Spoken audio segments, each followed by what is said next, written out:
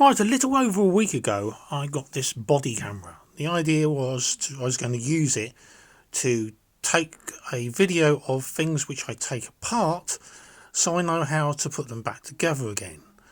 And I've just been going around just generally filming and seeing what other uses I can use the camera for.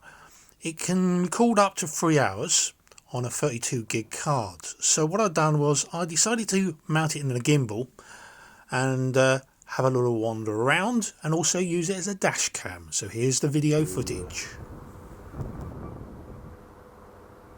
Let's take a look.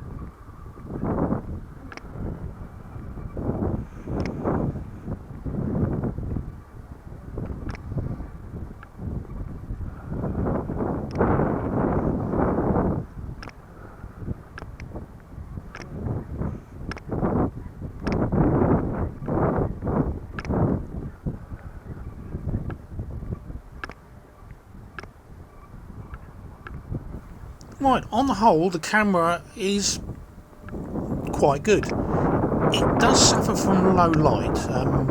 As you notice, the blacks are a little bit grainy. But next we're going to try it in the dash cam.